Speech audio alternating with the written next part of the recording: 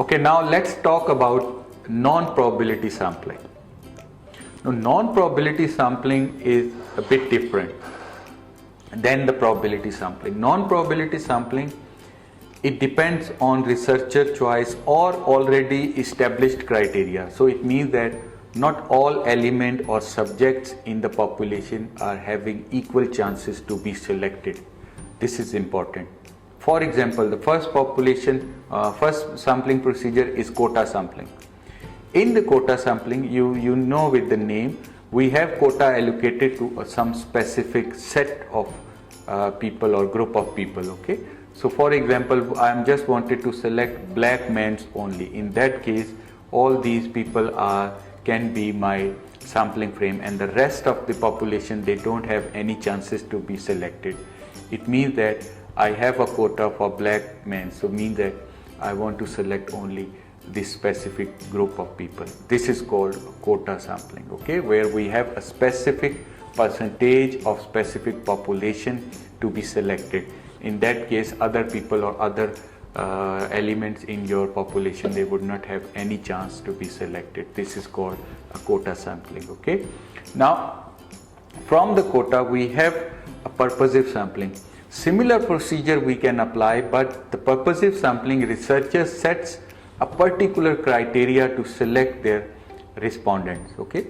So, for example, if I want to select only people with having, for example, female, young adult or young female, or that case I have a purpose or I have a specific criteria, judgmental criteria that I am going to fit on my population, and from that I am extracting my sample. In that case, you can see only those girls will be selected and the rest of the population will not have any chances to be selected. So this is called a purposive sampling, where the researcher have clearly predefined criteria to select their respondent. For example, if I want to select online buyers, so I want to select people who are buying from a specific application, for example, Alibaba only, or from Amazon only. So this is called a purposive sampling, because the people who are buying from other application, they should not be considered, or they would not have any chance to be selected. So that is why it is a clear purposive sampling, where I have my predetermined criteria to select my respondents. Okay, so this is called purposive sampling or judgmental sampling in the non-probability sampling. Okay, now with this we have another criteria which is widely used for upcoming researchers, where you are new to research. We use convenient sampling procedure because we are having difficulties in collecting sample. So that is why researcher, they collect sample based on only their own convenience, because we don't have time, we don't have money allocated, we don't have other resources. So what we'll do, we will select respondents which are close to us, the people to whom we can say, okay, can you give me feedback in that case, or if I have access to those people only.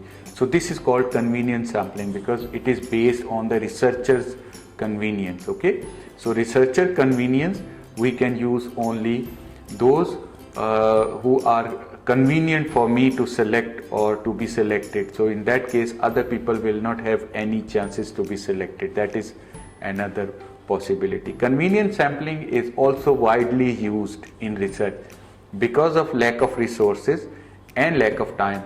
So what we do, we need to collect data quickly, so we will try to assess or to access those who are near to us, who are convenient for me to collect data from them. So that is why it is called convenient sampling. Very simple and very clear with its name.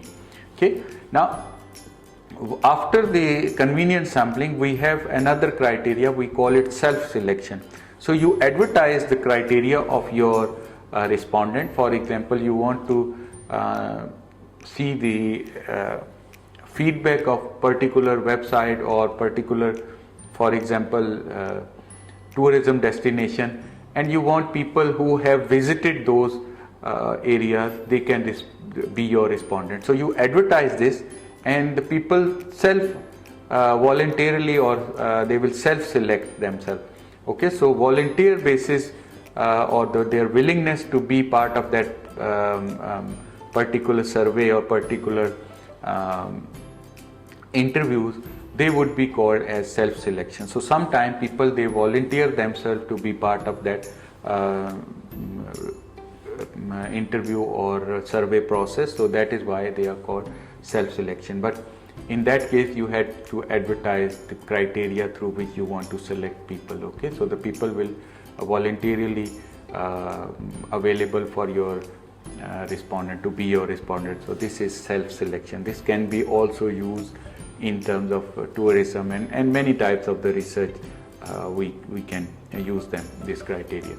And finally we have a very sophisticated method, especially in terms of non-probability sampling, where we can use snowball sampling. Now snowball sampling is a bit different from other methods of non-probability sampling.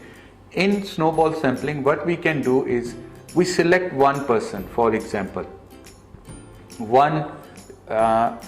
if I'm working in, this is the marketing strategy. If I want to contact with the possible customers for a particular product, and I just selected one person who is basically willing to buy our product, and this person is your first respondent. And then this person, with the interview with this person, you will ask for other people, and he will give you a lead to another person.